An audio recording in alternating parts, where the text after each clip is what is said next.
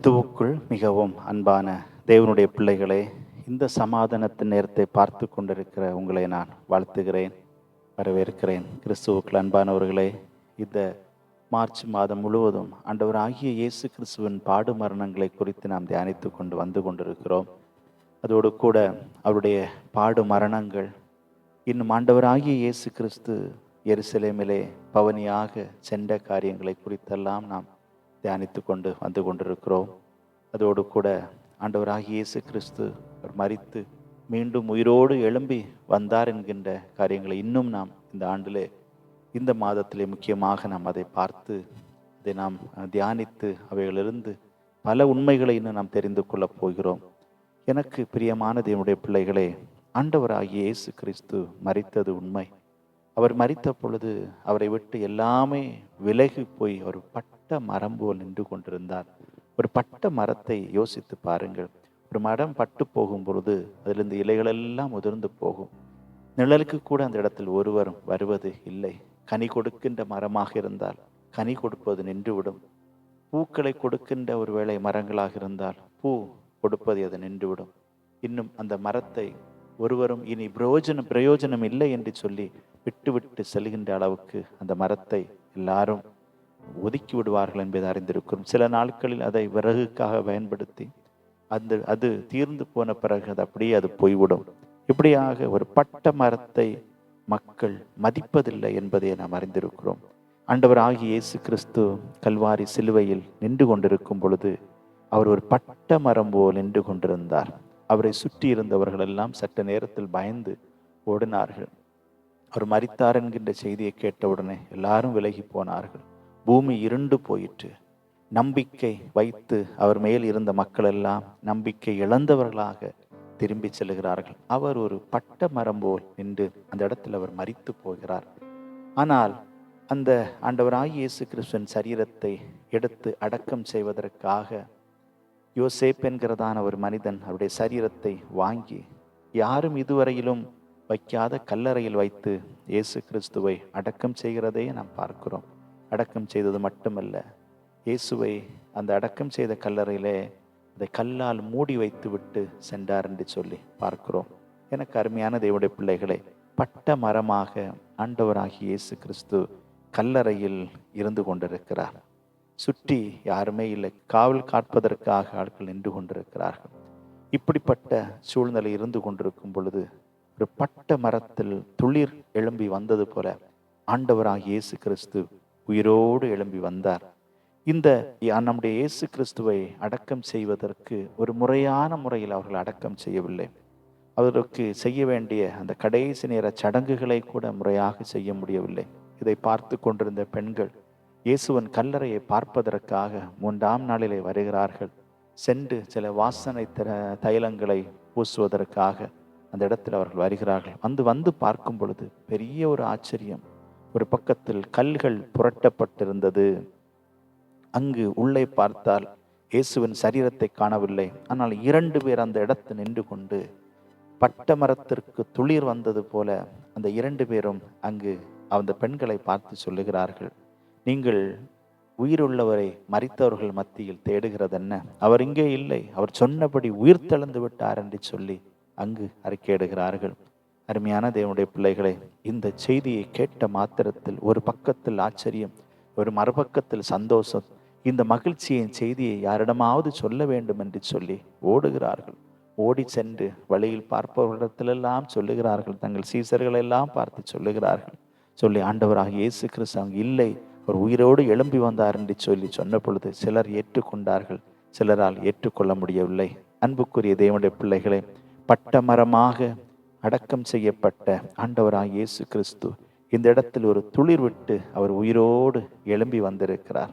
எனக்கு அருமையான தேவனுடைய பிள்ளைகளே, மரணத்தோடு அவருடைய வாழ்க்கை முடிந்து போயிற்று என்று சொல்லி எல்லாரும் நினைத்து கொண்டிருக்கும் பொழுது மரணம் ஒரு முடிவு அல்ல, மறுபடியும் ஒரு வாழ்க்கை இருக்கிறது என்று சொல்லி முதலாவது ஆண்டவராகிய இயேசு கிறிஸ்து அவர் உயிரோடு எழும்பி வந்து அவர் அந்த இடத்தில் பாருங்கள் ஒரு பெரிய சாட்சியாக அந்த இடத்தில் நின்று கொண்டிருக்கிறார். எனக்கு அருமையான தேவனுடைய பிள்ளைகளே, ஒருவேளை நம்முடைய வாழ்க்கையிலும் கூட எல்லாம் முடிந்து போய்விட்டது, இனி என் வாழ்க்கை ஒரு பட்ட மரம் போல் பட்டு போய்விட்டது என்று சொல்லி நீங்கள் நினைத்து கொண்டிருக்கிறீர்கள் என்று சொன்னால் இல்லை, உயிருள்ள இயேசு உங்களுடைய வாழ்க்கையில் துளிர் வருவதற்கு இன்னும் காத்து கொண்டிருக்கிறார். உங்கள் வாழ்க்கையில் முடிந்து போய்விட்டது என்று சொல்லி ஒன்றுமே இல்லை. துளிர் விடுவதற்காக இயேசு கிறிஸ்து உங்கள் வாழ்க்கையில் இருக்கிறார். உங்கள் உறவுகளில் ஒருவேளை உடைக்கப்பட்டு நீங்கள் இருக்கலாம், அல்லது கடனிலே நீங்கள் மூழ்கி போய் இருந்து கொண்டிருக்கலாம், எல்லாரும் கைவிட்ட நிலையில் நீங்கள் இருந்து கொண்டிருக்கலாம், யாருமே இல்லை என்கிறதான சூழ்நிலையில் இருந்து கொண்டிருக்கிறேன் என்று சொன்னால், உங்கள் வாழ்க்கையில் மறுபடியும் ஒரு துளிரை உண்டு பண்ணுவதற்காக நம்முடைய ஆண்டவராகிய இயேசு கிறிஸ்து உங்கள் வாழ்க்கையில் இன்றும் இருந்து இருக்கிறார் என்பதை நான் அறிந்து கொள்ள வேண்டும். அதோடு கூட நம்முடைய வாழ்க்கையில் அவர் தளிர் உண்டு பண்ணுவதற்காக காணப்படுகிறார். இயேசு கிறிஸ்து உயிரோடு எழும்பி வந்த பிறகு அவர் உடனடியாக பரமேறு பரலோகத்திற்கு செல்லவில்லை. மாறாக அவர் மக்கள் இதை இயேசு கிறிஸ்து மரித்ததை குறித்து ஒரு பக்கத்தில் வேதனையோடு இருக்கிறார்கள், மறுபக்கத்தில் உயிரோடு எழும்பினார் என்ற செய்தியை கேள்விப்பட்டும் குழப்பத்தில் இருந்து கொண்டிருக்கிறார். அப்படியாக எம்மா ஊருக்கு நேராக 2 சீசர்கள் சென்று கொண்டிருக்கும் பொழுது அவர்களை வழியிலே அவர் சந்திக்கின்றார். அவர்களை சந்திக்கும் பொழுது அவர்களால் புரிந்து கொள்ள முடியவில்லை, இவர்தான் இயேசு என்று சொல்லி அவர்களால் புரிந்து கொள்ள முடியவில்லை. ஆனாலும் அவர்களோடு பேசிக்கொண்டே இருக்கிறார். பேசிக்கொண்டே இருக்கும் பொழுது அவருடைய முகத்தை பார்த்த பொழுது அவர்கள் மிகவும் துக்கத்திலே அவருடைய முகம் இருப்பதை பார்த்து அவர்களை நலம் விசாரிக்கிறார்.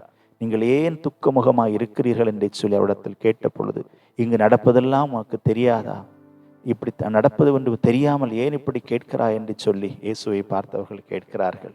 இயேசுவை பார்த்து அவர்கள் கேட்டது மட்டுமல்ல, அவர்கள் அங்கு நடந்த சம்பவத்தை எல்லாம் இயேசுவிடத்தில் விளக்கி சொல்லுகிறார்கள். அப்பொழுது இயேசு சொல்லுகிறார், இப்படியெல்லாம் நடக்க வேண்டும் என்று சொல்லி பழைய ஏற்பாட்டிலே உங்களுக்கு சொல்லப்பட்டிருக்கிறதல்லவா என்று சொல்லி தீர்க்கதரிசிகள் மூலமாக உரைக்கப்பட்டதை அவர்களுக்கு விளக்கி சொல்லுகிறார். ஆனாலும் இவர்தான் இயேசு என்று சொல்லி அவர்களால் அறிந்து கொள்ள முடியவில்லை. அவர்களோடு பேசிக்கொண்டே போகும் பொழுது அது மாலை ஆயிற்று. இந்த நேரத்தில் மாலை ஆனது நிமித்தமாக அந்த 2 பேரும் சென்று சேர வேண்டிய இடம் நெருங்கின பொழுது இயேசு அவர்களை விட்டு விலகி போக முயற்சித்த பொழுது அவர்கள் சொன்னார்கள், இல்லை, இங்கு மாலை ஆகிவிட்டது, நீர் எங்களோடு தங்கியிருந்து விட்டு செல்லும் என்று சொல்லி அழைத்த பொழுது அவரும் அவர்களோடு தங்கியிருந்தது மட்டுமல்ல, அவர்களோடு பந்தியிருந்து அப்பத்தை பிட்டு அவர்களுக்கு கொடுத்த பொழுது கண்கள் திறக்கப்பட்டது. கண்கள் திறக்கப்பட்டு இவர்தான் இயேசு என்பதை அவர்கள் அறிந்து கொண்டார்கள்.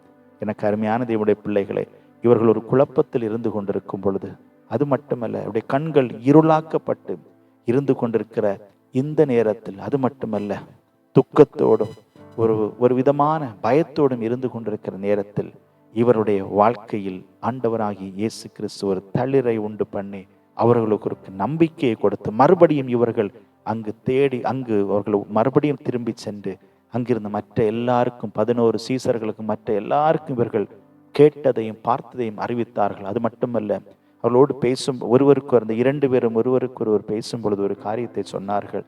அவர் நம்மோடு வேத வசனங்களை குறித்து பேசும் பொழுது நம்முடைய இருதயம் கொழுந்து விட்டு எரிந்ததல்லவா என்று சொல்லி ஆச்சரியமாக பேசினார்கள். அருமையான தேவனுடைய பிள்ளைகளே, உங்கள் வாழ்க்கையிலும் நீங்கள் உடைக்கப்பட்டு போய் இருந்து கொண்டிருக்கலாம், பயந்து போய் இருந்து கொண்டிருக்கலாம், அல்லது கவலையில் இருந்து கொண்டிருக்கலாம். ஆண்டவராகிய இயேசு கிறிஸ்து உங்கள் பயத்தை மாற்றுவதற்காக அவர் இருக்கிறார். அதோடு கூட உங்கள் இருதயத்தில் நீங்கள் குழப்பத்தில் இருக்கிறீர்கள் என்று சொன்னால் அவருடைய வசனத்தின் மூலமாக உங்களை வாழ்க்கையில் ஒரு கொழுந்து விட்டு எரிகின்ற ஒரு அனுபவத்தை தந்து உங்களை உயர்த்தும்படியாக ஆண்டவராகிய இயேசு கிறிஸ்து உயிரோடு இன்றும் இருந்து கொண்டிருக்கிறார் என்பதை நாம் அறிந்து கொள்ள வேண்டும். அதோடு விட்டுவிடவில்லை. இந்த செய்திகளை வந்து சீசர்களிடத்தில் சொன்ன பொழுது சீசர்கள் ஒரு பக்கத்தில் பயந்து போயிருக்கிறார்கள். பயத்தின் உச்சத்தில் ஒரு பக்கத்தில் இருந்து கொண்டிருக்கிற நேரத்தில் இயேசு எப்படியாவது என் மக்கள் என்னோடு இருக்கும் பொழுது எவ்வளவு சமாதானமாக இருந்தார்கள், நான் அவர்களோடு சுற்றி இருந்த பொழுது அவர்கள் பயப்படாமல் இருந்தார்களே, தைரியமாக இருந்தார்கள், எதை குறித்தும் கவலைப்படவில்லை, உணவை குறித்து கவலைப்படவில்லை, பாதுகாப்பை குறித்து பயப்படவில்லை, கவலைப்படவில்லை.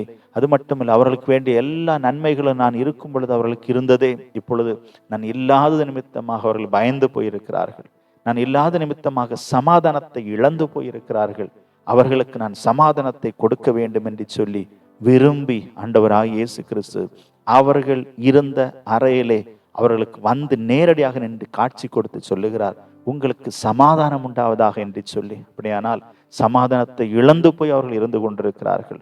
அவர்களை பார்த்து உங்களுக்கு சமாதானம் என்று சொல்லி அவர்களை பார்த்து சமாதானத்தின் வார்த்தையை அங்கு சொல்லுகிறார். அது மட்டுமல்ல, அவர்களுக்கு ஒரு பக்கத்தில் ஆச்சரியத்தில் இருந்தாலும் பயத்தில் இருந்தாலும் அவர்களுக்கு இன்னும் சந்தேகம் இருக்கிறது போல் இயேசுவுக்கு தோன்றின பொழுது, என்னை தொட்டு பாருங்கள் என்று சொல்லி தன் காயங்களை தொட்டு அவருடைய சரீரத்தை தொடும்படியாக அனுமதி கொடுத்து அவர்களை உற்சாகப்படுத்துகிறார். எனக்கு அருமையான தேவனுடைய பிள்ளைகளை, சில நேரங்களில் கொஞ்ச நேரம் நாம் பயம் இல்லாமல் இருப்போம். யோசிக்க யோசிக்க யோசிக்க நாம் சிந்தித்து பார்க்க பார்க்க நமக்குள்ளாக மறுபடியும் அந்த பயம் வந்து கொண்டிருக்கலாம்.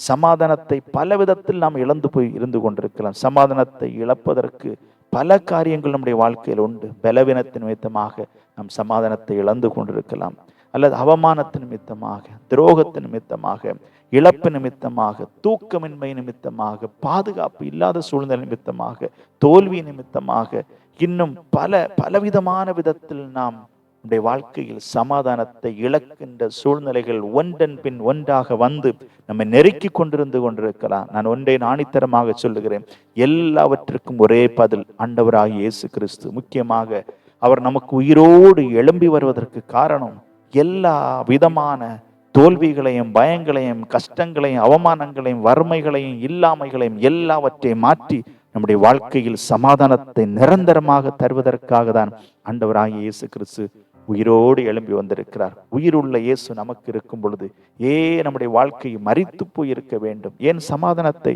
இழந்து போயிருக்க வேண்டும்? அவர் நமக்கு சமாதானத்தை தருவதற்காக உயிரோடு எழும்பி வந்திருக்கிறாரே, அவரிடத்தில் நம்பிக்கை வைக்க வேண்டும். அவர் மீது முழுவதுமாக நம்பிக்கை வைக்க வேண்டும். காரணம், அவர் நம் மீது கிருபை வைத்திருக்கிறார், நம் மீது இரக்கம் வைத்திருக்கு. இதை நம்முடைய விசுவாசத்தினால் நிச்சயமாக நாம் மேற்கொள்ள முடியும் என்பதை நீங்கள் ஒருபோதும் மறந்துவிட வேண்டாம். இந்த ஆண்டவராகிய இயேசு கிறிஸ்து உயிரோடு எழும்பின இந்த பண்டிகையை கொண்டாடுகின்ற சூழ்நிலை இருந்து கொண்டிருக்கும் பொழுது, அருமையான தேவனுடைய பிள்ளைகளை ஒன்று மட்டும் நினைத்து பார்க்க வேண்டும். உயிரோடு எழும்பின இயேசு இன்றும் என் வாழ்க்கையில் இருந்து கொண்டிருக்கிறார். 2000 ஆண்டுகளுக்கு முன்பதாக உயிரோடு எழும்பினவர் என்னுடைய வாழ்க்கையில் காணப்படுகிற எல்லா இல்லாமையும் மாற்றி உண்டு என்று சொல்லி என்னை ஆசீர்வதித்து, என்னை கனப்படுத்தி, என்னுடைய வாழ்க்கையில் சமாதானத்தை அவர் தருவார் என்று சொல்லி நம்புங்கள். அதற்கு பிறகு சீசர்களிடத்தில் இப்படி அவருக்கு சமாதானமான வார்த்தைகளை கூறி அவர்களை உற்சாகப்படுத்தி, அதற்கு பிறகு அவர் பரமேறி போனார். அதற்கு பிறகுதான் இந்த சீசர்கள் எல்லாம் உலகம் எங்கும் சுற்றி திரிந்து இயேசு கிறிஸ்துவுடைய நற்செய்தியை அறிவித்தார்கள். அதன் நிமித்தமாக தான் இன்று நாம் அவருடைய அன்பை இன்று நாம் அனுபவித்துக் கொண்டிருக்கிறோம். என்னை கேட்டுக்கொண்டிருக்கிற தேவனுடைய பிள்ளைகளை, உங்கள் வாழ்க்கையில் தோல்வி இருக்கிறதா? உங்கள் வாழ்க்கையில் பயம் இருக்கிறதா? உங்கள் வாழ்க்கையில் ஐயோ எப்படி இந்த வாழ்க்கையை நான் மேற்கொள்ள முடியும் என்று சொல்லி பயந்து போய் இருக்கிறீர்களா? உடைக்கப்பட்டு போய் இருந்து கொண்டிருக்கிறீர்களா? அல்லது ஐயோ என்ன நடக்கிறது என்று சொல்லி தெரியாமல் நீங்கள் புலம்பிக் கொண்டிருக்கிறீர்களா? இயேசு உங்களுக்காக இருக்கிறார். உயிரோடு எழும்பின இயேசு உங்கள் வாழ்க்கையில் நிச்சயமாக சமாதானத்தை தருவார். நீங்கள் எதிர்பார்த்த காரியம் உங்களுக்கு நடக்காமல் இருக்கலாம், ஆனால் இயேசு உங்கள் வாழ்க்கையில் நிச்சயமாகவே எல்லாவற்றையும் தந்து உங்களை கனப்படுத்துவார் என்பதை நீங்கள் நிச்சயமாக அறிந்து கொள்ள வேண்டும். என்னை கேட்டுக்கொண்டிருக்கிற தேவனுடைய பிள்ளைகளே, இந்த நேரத்தில் யாராவது சமாதானத்தை இழந்து அல்லது பயந்து போய் என் வாழ்க்கை பட்டு போனது ஒரு மரத்தை போல் இருக்கிறது என்று சொல்லி நீங்கள் நினைத்து கொண்டிருக்கிறீர்கள் என்று சொன்னால், என்னோடு இணைந்து ஜெபியுங்கள். நானும் உங்களுக்காக ஜெபிக்கிறேன். நீங்களும் இணைந்து ஜெபித்து ஆண்டவரிடத்தில் கேட்கும் பொழுது நிச்சயமாகவே உங்க பட்ட மரம் போன்ற உங்கள் வாழ்க்கையில் ஒரு தளிர் வந்து மறுபடியும் நீங்கள் ஆசீர்வாதத்தை பெற்றுக்கொள்வீர்கள். கண்களை மூடி ஆண்டவரை நோக்கி பார்ப்போமா? பரலோகத்தின் நல்ல ஆண்டவரே, இந்த நல்ல காலை நேரத்திற்காக உமக்கு நாங்கள் நன்றி செலுத்துகிறோம். எங்கள் வாழ்க்கை பல நேரங்களில் பட்ட மரம் போல் இருந்து கொண்டிருக்கிறது. நீர் மரிக்கும் பொழுதும் பட்ட மரம் போல் தான் மற்றவர்களுக்கு அது காட்சியாக காணப்பட்டது. ஆனால் நான் பட்ட மரம் அல்ல என்று சொல்லி மறுபடியும் நீர் துளிர்விட்ட ஒரு மரமாக உயிரோடு எழும்பி வந்து இன்றும் நீர் ஜீவித்து கொண்டிருக்கிறீரே, உமக்கு நாங்கள் நன்றி செலுத்துகிறோம்.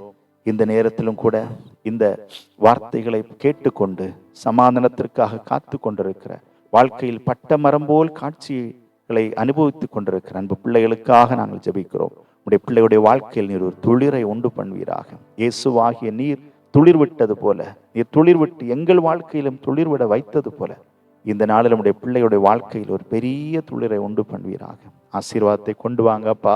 பயந்து போயிருக்கிற பிள்ளைகளுடைய பயங்கள் எல்லாம் மாறட்டும்.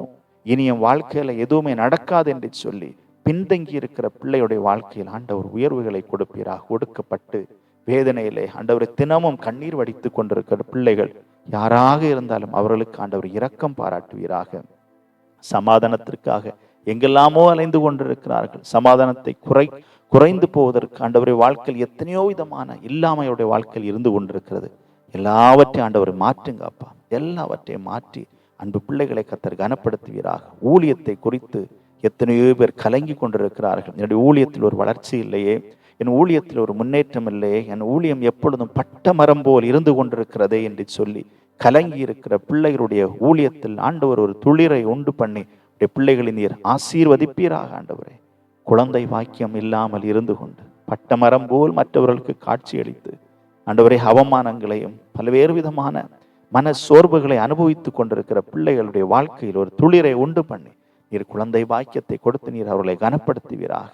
உறவுகள் நிமித்தமாக முறிக்கப்பட்டு பிரிந்து காணப்படுகிற குடும்பங்களுக்காக நாங்கள் ஜெபிக்கிறோம். தகப்பனே, பிரிவினைகளை மாற்றி அந்த இடத்தில் ஒரு துளிரை உண்டு பண்ணி பிள்ளைகளை நீர் கனப்படுத்துங்க, ஆசீர்வதிப்பீராக. ஆண்டவரே, திருமண தடைகள் அநேகருடைய வாழ்க்கையில் இருந்து கொண்டிருக்கிறது. ஆண்டவரே, வயது சென்றும் திருமணம் நடைபெறவில்லையே என்று சொல்லி கலங்கி இருக்கிற பிள்ளைகளுக்கு ஆண்டவர் நீர் உதவி செய்வீராக. ஆண்டவரே, திருமண தடைகளை கர்த்தர் மாற்றுவீராக. தேர்வுகளை எழுதி கொண்டிருக்கிற பிள்ளைகளுக்காக நாங்கள் ஜெபிக்கிறோம். தேர்வுகளை எழுதி முடித்து ஆண்டவரே ரிசல்ட்டுக்காக காத்து கொண்டிருக்கிற பிள்ளைகளுக்காக நாங்கள் ஜெபிக்கிறோம். அன்பு பிள்ளைகளுக்கு நல்ல வெற்றியை கொடுப்பீராக. ஆண்டவரை, வெற்றி பெற்று உடைய பிள்ளைகளுக்கு அவர்கள் விரும்புகின்ற உயர்கல்வியை கர்த்தர் கொடுப்பீராக. இந்த கல்விக்கான தேவைகள் உண்டு தகப்பனே. தேவைகளை ஆண்டவர் சந்தித்து உடைய பிள்ளைகளை நீர் கனப்படுத்துவீராக. எந்த இடத்திலெல்லாம் பட்டமரம் போன்ற வாழ்க்கை உடைய பிள்ளைகளுடைய வாழ்க்கையில் அனுபவித்துக் கொண்டிருக்கிறார்கள், இந்த இடத்தில் நீர் தளிரை உண்டு பண்ணி உடைய பிள்ளைகளை நீர் கனப்படுத்தி ஆசீர்வதிப்பீராக. தேவ கிருபை ஒவ்வொரு பிள்ளைகளோடு இருக்கட்டும். தனிமையில் இருக்கிற பிள்ளைகளுடைய தனிமைகளை மாற்றுவீராக. இப்பொழுதும் ஆண்டவரே, சரீரத்தில் பல்வேறு விதமான பலவீனங்களோடு வெளியில் சொல்ல முடியாமல் அனுபவித்துக் கொண்டிருக்கிற பிள்ளைகள் உண்டப்பா. ஆண்டவரே, வியாதி உள்ள அந்த இடத்தில் தேவனுடைய அற்புத கரம் தொட்டு அன்பு பிள்ளைகளை கர்த்தர் சுகப்படுத்துவீராக. பலவீனங்களை மாற்றுகிறவர் நீர். ஆண்டவர், இப்பொழுது சுகமாக்குகின்ற வல்லமையுடைய பிள்ளைகளை தொடட்டும். தொட்டு நீர் ஒவ்வொருவரையும் சுகப்படுத்துவீராக. மனசோர்வுகளை கர்த்தர் மாற்றி போடுவீராக. குடும்பத்தில் ஒற்றுமைகளை கொடுப்பீராக. இந்த உயிர்த்தெழுதல் பண்டிகையை நாங்கள் கொண்டாடும் பொழுது உண்மையாகவே இயேசு எங்கள் வாழ்க்கையில் உயிர் உள்ளவராக இருந்து எங்கள் வாழ்க்கையில் ஒரு பெரிய உயர்வையும் நன்மைகளையும் துளிரையும் நீர் உண்டு பண்ணுகிறதற்காக நாங்கள் நமக்கு நன்றி செலுத்துகிறோம். இந்த நிகழ்ச்சியை பார்த்து கொண்டிருக்கிற அத்தனை பேரையும் கர்த்தர் ஆசீர்வதிப்பீராக. குழப்பத்தில் இருப்பவர்கள், கேள்விகளோடு இருப்பவர்கள் எல்லாருக்கும் நான் இருக்கிறேன் என்று சொல்லி நீர் நம்முடைய பிள்ளைகளுக்கு நீர் உறுதிப்பாட்டை கொடுப்பீராக. ஆசீர்வதிங்க ஆண்டவரை. ஏமாற்றப்பட்டு காணப்படுகிற பிள்ளைகள் உண்டு, பல்வேறு விதமான வஞ்சகமான வார்த்தையினாலும் ஆண்டவரே மனிதனுடைய தேவையற்ற தூண்டுதலினாலும் ஏமாற்றப்பட்டு காணப்படுகிற பிள்ளைகளுக்கும் ஆண்டவர் உதவி செய்து நீர் அவர்களை நீர் பாதுகாக்க வேண்டும் என்று நாங்கள் ஜெபிக்கிறோம். கர்த்தர் நீர் அப்படி எங்கள் ஜெபத்தை கேட்டதற்காக உமக்கு நன்றி. நீர் ஜெபத்தை கேட்டு அன்பு பிள்ளைகளுக்கு நீர் செய்கிற நன்மைகளுக்கு நன்றி செலுத்துகிறோம். எல்லா துதியும் கனமும் மகிமையை நாங்கள் உமக்கு ஒருவருக்கே எடுக்கிறோம். எல்லாவற்றையும் எங்கள் ஆண்டவராகிய இயேசுவின் மூலம் வேண்டிக் கொள்கிறோம் எங்கள் நல்ல பிதாவே. ஆமேன், ஆமேன், ஆமேன்.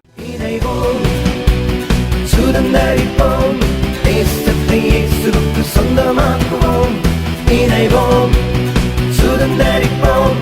தேசத்தை இயேசுவுக்கு சொந்தமாக்குவோம். தேசத்தை இயேசுவுக்கு சொந்தமாக்குவோம்.